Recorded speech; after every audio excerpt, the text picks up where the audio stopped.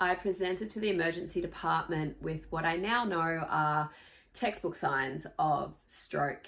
I had blurred vision, slurred speech, numbness and paralysis down one side of my body, general just confusion and disorientation.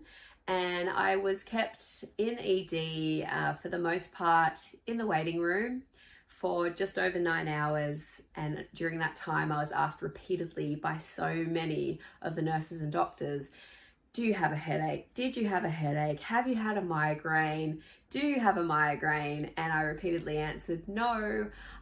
In fact, I've never had a migraine, thankfully. And it was almost like they were trying to give me a diagnosis that would be easy for them to tick the box, and away we go on to the next person.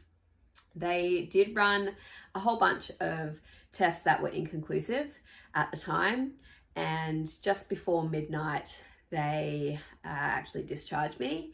And the doctor who discharged me said to me, and I quote, "You're fine.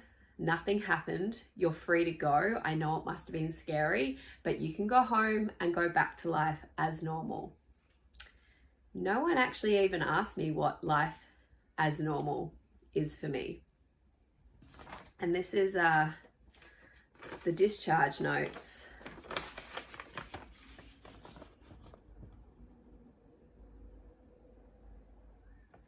No medication, follow up with your GP, have a little stroke and head home. For the next few days, I just had this shame and confusion around what had happened, because I was being told that nothing had happened, but at the same time, in my body and in my heart, I knew that that wasn't nothing. I'm pretty in touch with my body, and whatever that was, it wasn't nothing. And I just had this like low hum of anxiety and fear constantly as I tried to navigate, like, what the fuck do I do now? So I went to see my GP, and she did refer me on for a whole bunch of tests. And 10 days later, I got the call. It was a Friday afternoon, and I was about to go and pick up my son from school. And she said, "I'm really sorry to have to call you and tell you this over the phone. I've just received your brain scan results.